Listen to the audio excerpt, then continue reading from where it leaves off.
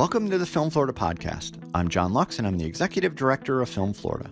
Before we get to our interview, please remember to subscribe, rate, and review the Film Florida podcast. If you're not already a member of Film Florida, please consider joining at filmflorida.org. If you like what you hear on the podcast, please consider going to our website and donating $20.22 for our 2022 fundraising campaign. We also have a Film Florida merchandise page. Visit filmflorida.creator-spring.com to purchase Film Florida t-shirts, sweatshirts, coffee mugs, and more. Matt Nix is best known as the creator, executive producer, and writer of the Florida-based hit series Burn Notice. Burn Notice filmed 111 episodes over 7 seasons, and at one point was the #1 rated series on cable television.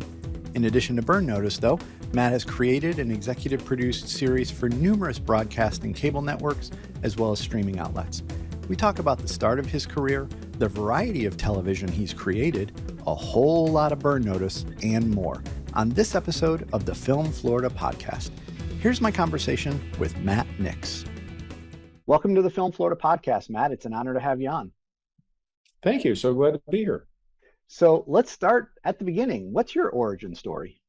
What is my origin story? Kind of in the radioactive spider sense, or how did I become a writer, or like what kind of thing? Well, I mean, where were you born? Where did you grow up? Did you go to college? Any of that good stuff from early years? Okay.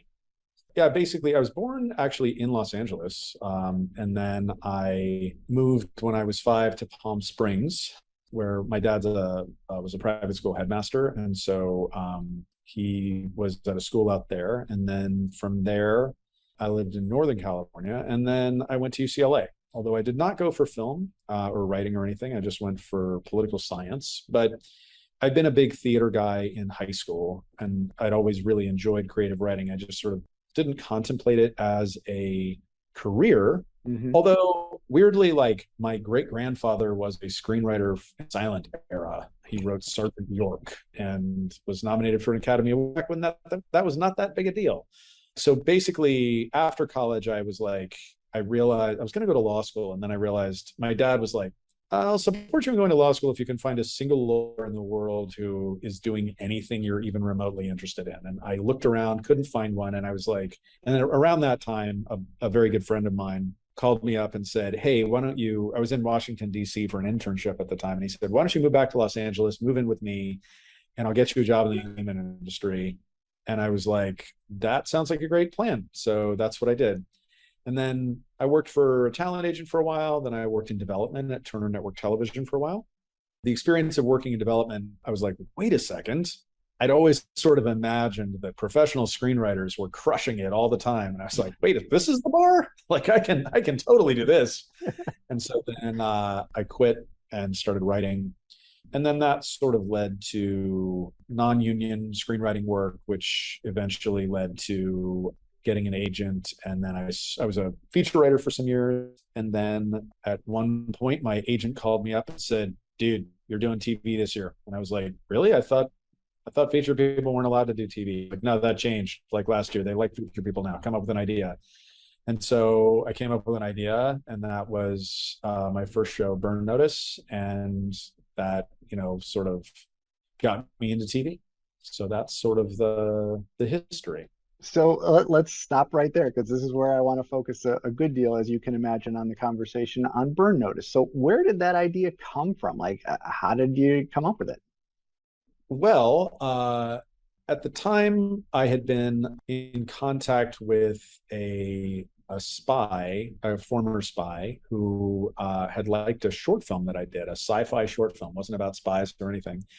And I would sort of ask him questions about things. And he had this sort of funny way of talking where when I would ask him a question about something spy related, he would always treat it as if I was about to do the thing, right? Mm.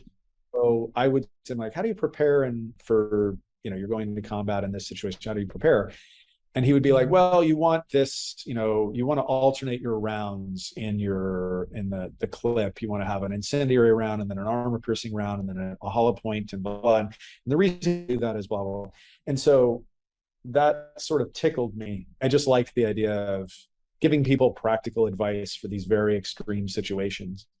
And so then when I was asked, what show do you want to do? Originally, the concept was to do this sort of international spy show. And then it's funny, I was at the time was my manager's development executive.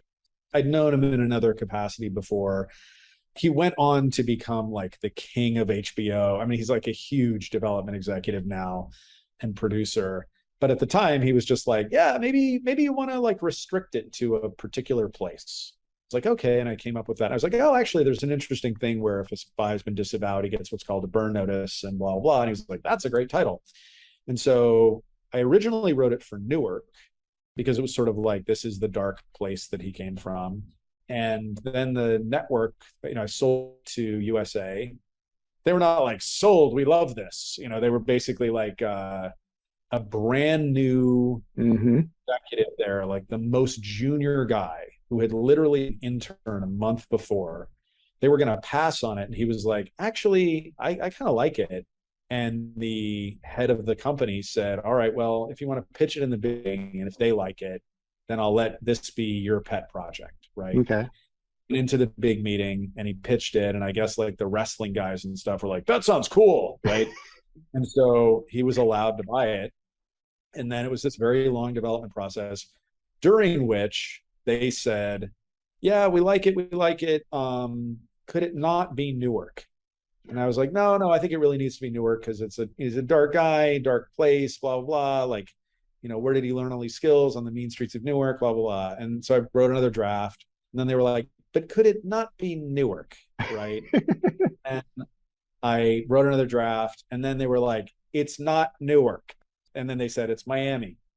And I was furious. And I was like, oh, it's Miami. And so I wrote a draft in Miami and I gave it to the producer. I was like, oh, what did they think? And he was like, well, I showed it to them. I sort of snuck it to them. And they were like, it's good, but it seemed like his heart wasn't really in it, blah, blah, blah. And I was so furious. And I was like, oh, my heart wasn't in it.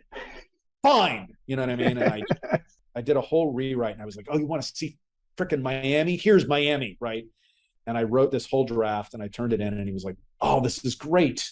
And then I was like, okay, but what do you think they're going to think? Because I know they didn't like the other draft because they thought my heart wasn't in it. And he was like, yeah, I maybe lied to you. I didn't actually show them the other draft. And I was like, you just lied to me? He's like, yeah. And I was like, that's brilliant. So anyway, he turned it in and they liked it and made it. And then, I went out for the pilot and it was funny because a lot of pilots had come through Miami at the time. And everyone was basically like, all right, yet another pilot coming through Miami. Nothing's going to happen.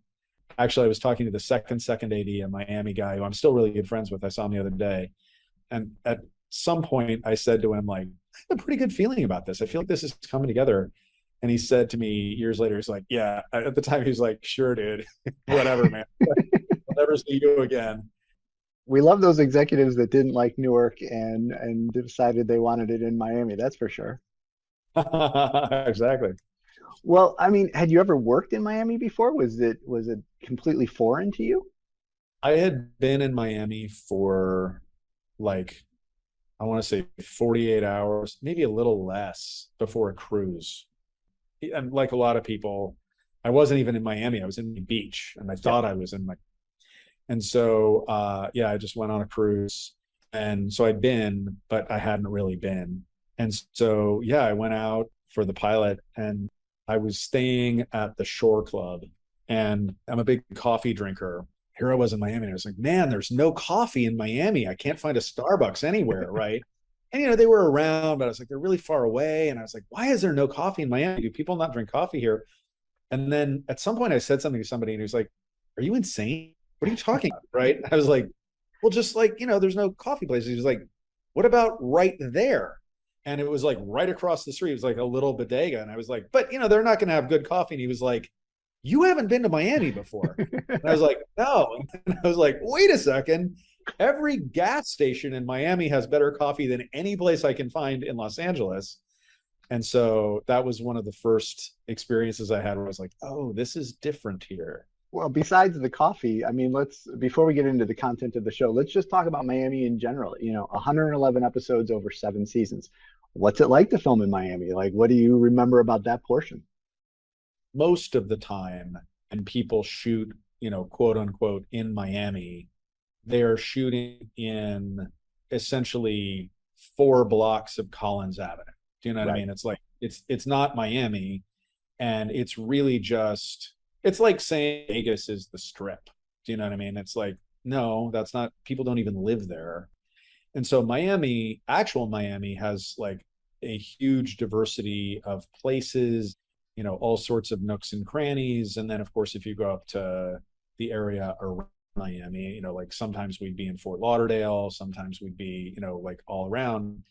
There was just a vast number of looks that weirdly, like, if a show's not really shooting in Miami, you can't like shoot in some, weird looking alley, you know what I mean? Because everyone will be like, that's not Miami. Mm-hmm. But we're like in Miami, so we can shoot anywhere we want. Even if it doesn't look like Miami, we can look straight in the camera and be like, that's Miami, because it is, Mm-hmm.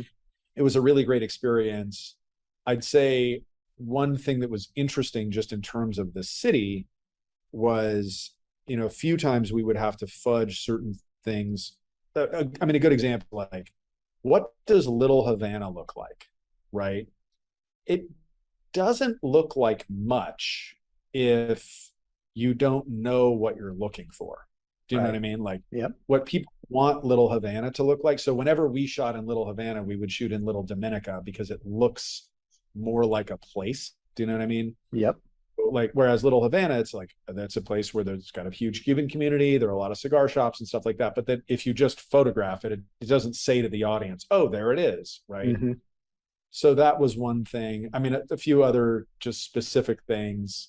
We had to train ourselves never to write any lines like, the car comes over the hill, right? Because there are no hills. One thing, just because we always needed bad guy compounds and stuff, we would constantly write isolated house on the water. Locations people would be like, there are no isolated houses on the water. Like, entire Miami shoreline is just house, house, house, house, house. So we would have to, fake these bad guy compounds on the water by putting in a bunch of bushes to hide the house that was like 3 feet from, wherever we were shooting. Yeah, it was just as a location, it was super fun. A lot of diversity, a lot of different looks, and there's a lot more to it than alligators and Collins Avenue. Yes, absolutely. And now when you look back on the series, thinking about the first season versus the last season, how did the series evolve in your mind? Well, I mean, I think it certainly got more serialized. It got more serious. I think it started as a more self-contained, certainly the sort of USA Blue Sky thing, was very much there. It was still there, you know what I mean? But like, as time went on, we got more serialized. We were going to more places, that kind of thing. I think part of it was just where television was evolving at the time.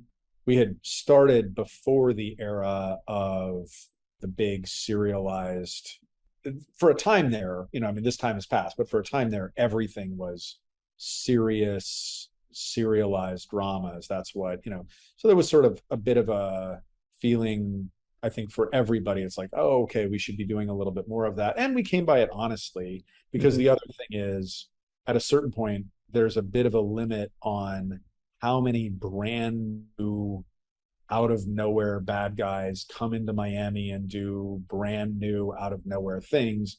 And so naturally you end up bringing in more recurring characters, lean on serialized storylines more, things like that. So I'd say it changed in that way. And then, there was also just, weirdly, we started when you still shot on film. Mm-hmm. By the end, we were on all digital cameras. So there were a lot more things you could do. And the look of the show changed as just equipment, because it was a time of really rapid evolution in how things were shot. Yeah, that makes sense. I mean, unfortunately for all of us in Florida, the show ended in 2013. Over 7 seasons, the show was nominated for a number of awards, and at one point was the #1 rated cable show on. When you look back on the series, what sticks out to you? What do you remember most? Probably what I remember most is being in Miami with my family, my kid was little at the time, and I'd be directing an episode, and I'd come home and go out on the beach with my kids, and it was really fun to be able to bring those things together. So like I got the opportunity to give my oldest son a little part when he was 6, and he's 20 and an actor now. And like my daughter had a little part, and then she's actually, I don't think she wants to be an actress professional, but she's going to the Performing Arts High School in LA, studying theater and really enjoying it, making films herself. And then my youngest also did a thing. So bringing my family into it was super fun. I'd also say, like, getting to know the cast, you really do become a family with all of the ups and downs of that. I'm still in touch with folks off and on, and also the recurring characters, bringing people back over the years. And so a lot of those people became friends of mine. And it's a really fun experience when the world of your show starts cohering and becoming its own thing. It takes on its own reality, and you can talk about some recurring villain, the character of Larry, like, we came up with in the first season and wrote an episode for Larry. But by the end of this series, like, Larry was a big deal. Like, we thought about Larry a lot. He was like, Tim Matheson had directed a lot of episodes. And so what started out as just this sort of notion becomes this thing that looms large in your mind. And so that was another great joy of being able to do it for so long. But then after Burn Notice, life goes on, and you were the co-creator and executive producer of The Comedians, which was a show where a veteran comedian played by Billy Crystal is paired with a younger comedian played by Josh Gad for a late night comedy sketch show. I'm not sure there's a more opposite show from Burn Notice than this one. So how did that come about? Actually, the way it came about was when I told the story earlier about my friend from college calling me up and saying, come out and I'll get you a job in the entertainment industry. Years later, basically my then manager, who was a producer, had connections he's Danish, and he had connections in sort of Northern Europe. So that show was a remake of a Swedish show that he had the rights to. And so basically he sort of put together me and my friend Ben Wexler, and then we brought it to the team that did it, so to Billy, and then we ended up casting Josh and Larry Charles, and so that's how that came together. I definitely was very involved in the show. I was in the room and I loved working on it. It was really more Ben Wexler's show than mine. Like, he was really doing the thing. I'd say the funny thing for me being on that show was I was really used to plotting. I was really used to, like, what happens in the story. Okay. And so that was the first time I was in a half-hour comedy room, and half-hour comedy rooms are very different. I mean, they're not really in the business of plotting. It's really sort of what's the comedic premise and how do we play that out. So I would sit in the room and, joke around with everybody did, but I would sit there with a yellow pad and I would just write out stories, and be like, okay, what if this happened and this happened and this happened? Hand it to Ben at the end of the day and be like, okay, maybe something like this. And so I think my big contribution on that show was a lot of the plotting, just because that's what I'd done. Because the half-hour writers in the room were sort of like, what is this? This is black magic. Like, you just sort of make up things that happen. I don't know. So, but Ben was also, he's a super talented guy. So that's sort of how I landed there. And then after that show, you created Complications, which brought you back to USA Network. And the series felt a little bit more like, what people were used to from you from Burn Notice. Was that on purpose to kind of get back to that type of a show, or was that just how things happened? Simultaneous. That was simultaneous with The Comedian. So I was working on both shows at the same time. It wasn't sort of an intention to return. It was more like I had just really been interested in the idea of doing something about a vigilante doctor. The other thing was the origin of that story was when I was living at the time in Echo Park. It's sort of like, if you've seen the movie Training Day, that's where they're driving around, right? Or if you've seen the show The Shield, that was Echo Park, right? Okay. Yep. And so it was beginning to gentrify, but at the time that I moved in, I think my wife and I we had set the high water mark for house prices in Echo Park at like $400,000. You know what I mean? It was early in the gentrification. I caught a gang member breaking into my house without realizing that he was a gang member. I thought he was like with the gardener or something, like was coming in through the dog door. And I was like, hey, what are you doing? You scared the crap out of me. And I went outside and then realized like, oh, he is not with the gardener. And so he was like, oh, I wasn't trying to break, just looking for food, blah, blah, blah, which was clearly a lie. And then I was like, oh, he's walking toward my friend's house and my neighbor's house, and he was clearly trying to rob me. I was like, oh, I'll just follow him. You know what I mean? Thing is, though, like, it turns out I'm not very good at following. And so he just full on saw me, right? Like writing down the license plate of his truck. And I call the police, and the police are like, wow, that was really stupid and incredibly dangerous. That's a stolen truck. But we'll catch him now because he's in a stolen truck. So anyway, they caught him. Detective is basically like, yeah, just so you know, he's with the gang. He's an active gang member. And also the headquarters of that gang is, you know, that house up the block from you with the pit bull? That's them. So, you know, you are the only witness, you know, against this guy. So, you know, just be careful. And I was like, so what do you do in a situation like this? She's like, I just did it. You know what I mean? I tell you to be careful, right? So the story ended nice in the sense that I went to the guy's arraignment, and at the arraignment, his defense lawyer asked me, after he broke into your house, did he apologize? Right. And I was like, you know, actually, for a burglar, he was very nice. And as I say this now, that is an amusing thing to say. In that courtroom on that day, it was the funniest thing that had ever been said. He was laughing. All of the attorneys were laughing. The judge was laughing, because people just don't say that. So everybody in the room was laughing. And after I got off the stand, the guy was like still laughing, the defendant. And he's like, man, sorry. And I was like, it's okay. Right. And after that, the detective was like, don't worry, they're cool with you. You're fine. Right. Like, you played that well. And so I got off. But that experience sort of led me to, what if it hadn't gone that well? What if the guy hadn't been okay with me? Like, what if I, you know, was just like, oh, I'll just do this pro-social thing, and then found myself in a very different situation. And so that was sort of the origin story of that. It was a super fun show to work on. I loved it. And then after that, you did APB, which was on Fox. And I remember that show specifically because it was set in Chicago, which is where I'm originally from.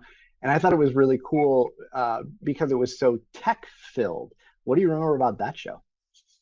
That was actually a show created by someone else. I was sort of brought in to retool. There had been some creative differences between him and the director, and he had something that he really wanted to do, which I respected. But, you know, I was under an overall deal at the studio, and basically I said to him, like, hey, you know what they want? They want Tony Stark takes over a police station, and that's not what you've written, right? Mm-hmm. And basically I was like, I think you can do this, you know, but here's what you need to do. And he was like, that's a total rewrite. And I was like, yeah, but that's what they want. And so he basically didn't want to do it, like couldn't really get his head around it, did his own thing, which again, I respect.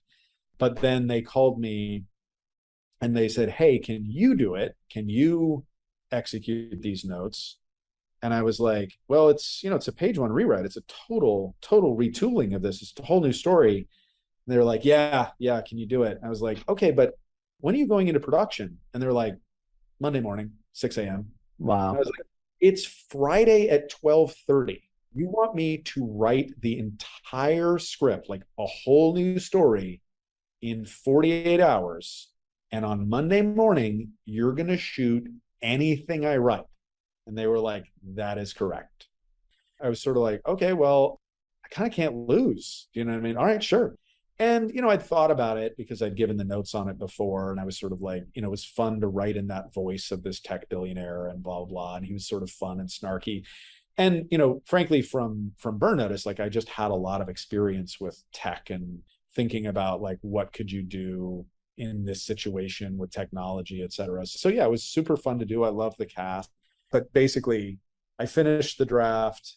And they basically were like, okay, you're getting on a plane tonight and you're flying to Chicago and you're an executive producer now. And I was like, okay. So I flew out and I didn't know any of the actors. And I was like, hello, everybody. Like, nice to meet you. So it was a very strange experience, but it was fun. The best laid plans, right? And then after that, you created Gifted, which was part of the Marvel family. So how did you get under the Marvel umbrella and Mutated Humans and all of that? Well, again, I was under a deal at 20th Television at the time, and they basically had taken a number of stabs at doing the X-Men for Fox. But the big challenge with that show was, at the time, this was pre-New Marvel. And so at the time, there was a really significant challenge, which was, okay, how do you stay out of the way of the movies? How do you not interfere with, the movies? And their thing was, yeah, you can do an X-Men television show. You can't even say the word Magneto. You can't say the word Xavier. Mm-hmm. You can't say School for Gifted Children, nothing. Right? We don't want anything that could in any way touch our timeline. And that was sort of the rule at Fox. And that's a big challenge. Right. That's a very hard thing to do. And so people had sort of taken various stabs at it. It was interesting. Like, one stab that was taken was an interesting take. It was an impossibly expensive version. There's no way that it can be done on broadcast television. I can't go in this direction at all, because this would be the most expensive show of all time, because it's like a period thing and it's international and it's super fancy and the effects are gigantic. I was like, there's no way you could do this. This would be the most expensive show of all time. Those writers went on to create the most expensive show of all time.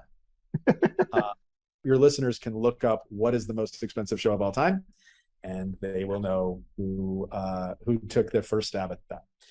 So the funny thing was, on that APB thing, they were like, you're getting on a plane tomorrow. And I was like, well, you wanted me to pitch on the X-Men show tomorrow. And they were like, okay, yes. Right after that, we'll take you to the airport and you'll take a red eye in Chicago right after that. So they drove me to the thing. There was a huge delay. I slept on the concrete in the airport until like 4:30 in the morning, and then took off. And so when I arrived in Chicago for APB, I couldn't see straight. And basically the idea for that show was just like, okay, what if we did the Underground Railroad with mutants? What if the whole point of these mutants was that they're not part of the X-Men? The X-Men are not there. There was a movie called Days of Future Past where they go back in time to change timeline to make sure that like the world doesn't turn into a mutant dystopia. And so I said, well, just give me that timeline. Give me the period that got erased, right? Because anything I do can never affect the movies because the whole thing got erased. Mm-hmm. So I have to say it was like a wonderful experience. It was really a great show to work on, and I loved it. I will say that one of the things that we discovered was, for the average viewer who sees it's an X-Men show, they expect to see characters they've heard of. And it was also the early age of the Avengers, where you had Agents of S.H.I.E.L.D. was integrated with, so you could talk about Captain America wasn't in Agents of S.H.I.E.L.D., but he existed in that universe and you could talk about it. That was before Marvel was what Marvel is now. And one of the challenges in that show was essentially like anti-synergy, like what normally would be everyone holding hands and singing the same song was sort of the exact opposite of that. So it was a great experience, and I love doing the show, and I'm really proud of the work that we did. And I think it's hard to be out there with an X-Men show and not even be able to say the word Wolverine. Right. So, right. Yeah. Yeah. You're talking to an audience that is looking for something, but you're not giving it to them necessarily. Yeah. Exactly. One of the characters on the show was Magneto's daughter, Polaris. Mm-hmm. And the tortuous ways that we had to have that character talk about her own father without ever saying his name was, it's rough. So yeah. Well, it's funny that you said, one of the rules is you can't cross streams with the movies, but then one of your next projects, you jump right into a former movie in the continuation of the 1989 film Turner and Hooch. And I think this was the first project that you did for a streaming network. So talk about the difference between streaming versus cable or network television, or really is there from your perspective? On the surface, one of the biggest differences is it's longer. You get more time, right? And it's funny, like people talk about hour-long shows as if, they're all the same or whatever, but they never talk about the fact that Game of Thrones is an hour or more, right? Mm-hmm. If you're doing a 42-minute network show, then having 3 more acts, it's a big deal, a lot more time. It's a little bit hard for me to talk about streaming in general or what the experience would have been in general, because that was right when COVID hit. Yep. So Disney Plus wanted to do a version of Turner and Hooch. My dog had just died, so I wanted to do something for Steve, and like it was sort of an emotional time in my life around dogs, and so I was like, yeah, I'll do it. And it was fun to kind of come up with shows that turned on dog science and the way a dog perceives the world and stuff like that. So that was super fun. The weird thing was, it's true with streaming in general. A lot of times you write all the episodes, or you write almost all the episodes before you start shooting, and then you're shooting, and it's a very different experience than like Burn Notice, where sometimes you're finishing the episode like 3 days before it goes into prep. Yeah. Okay. And if I'm doing my research correctly, you're now in development on a new series called True Lies, which is a series reboot of the 1984 film starring Arnold Schwarzenegger and Jamie Lee Curtis. And our Florida listeners will remember that the film famously blew up a bridge in the Florida Keys. They were blowing up stuff in Florida, before you guys made it really popular on Burn Notice. What can you tell us about the series? We're in production now. We shot the pilot in December, and sort of November, December, and now we're just finishing up shooting episode 2, and so it's been super fun. Stars Steve Howey and Ginger Gonzaga. You can Google the trailer; it's out there. So the first episode it's not exactly the same as the film, but it is definitely a version of that story. You know what I mean? Like folks hanging from helicopters, not for precisely the same reason and not in precisely the same way, but Harry Tasker works for a computer company, not exactly the same computer company and not exactly the same way. But so I think so far people who have been fans of the movie, who've seen it, have been like, yes, there we go, True Lies. You know what I mean? And that actually was a remake of a French farce, which not a lot of people know. Mm-hmm. So yeah, it's been super fun. Now let's talk about creating a series in general. Explain to the listeners how it happens in your world. I mean, does somebody come to you and say, hey, do you have any ideas? Or do you come up with something and write a treatment and bring it to people? How do these things get from someone's brain to a piece of paper to television?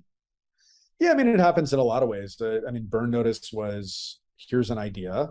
Let's go out and sell it. And then Complications, similarly, just based on something, loosely based on something that happened to me. The Comedians was a format that existed in another country. So it was like, okay, let's do a version of that for the United States. APB was, hey, can you do this specific thing, right? That wasn't really me creating the show, but that was me retooling a show. And in the case of The Gifted, it's like, we've got this IP, what can you do with it? So I think that, it really varies. Typically, people would start with the creation of their own show, right? Yeah. Just because until you've had some success or proved yourself in some way, you're unlikely to have someone come along and say, like, you're the person to shepherd this big movie that I have, or whatever. I was a little bit unusual in that I had been writing movies for years. So if you're going to be creating your own show, with occasional exceptions, I think Severance is a good example. Like that was somebody who just they hadn't really done much beyond write that script, right? But for the most part, people have worked in television for a while, or worked in movies for a while, or whatever. Because when you create a show and you get put in charge of a show, you're not just saying like, hey, I've got an idea for a show. You're basically saying like, hey, I've got an idea for a show, and also I can creatively run this $100 million corporation, right? Which is kind of a whole other thing. You have to demonstrate that not only do you have the one idea, but you have many, many ideas, and also pump them out on a weekly basis, it's a sort of a tall order. Yes. Yes, absolutely. Now, in going through all of your different projects and kind of diving into them, I noticed that some actors that appeared in Burn Notice have subsequently appeared in some of your other series. Is that a casting accident, or are you doing an Aaron Sorkin thing where you have, once actors work for you, they kind of continue to work for you? Oh, definitely the latter. There are actors that I really enjoy working with, and truth is, for every time I succeed, I fail 4 times to bring somebody back because they're busy or whatever. But yeah, like Sharon Glass was on Burn Notice, and she was on The Gifted as well. And I've tried to do that a lot. I would say, one of the challenges is these days there tends to be not a lot of money for guest stars on TV shows.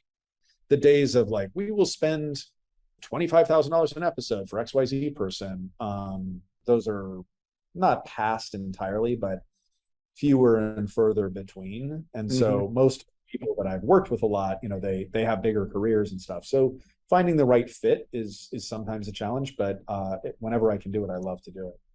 Last question here is obviously the obligatory one. What advice do you have for those that look at your career and say, that's what I want? How do I get there? Like, what do you tell those people?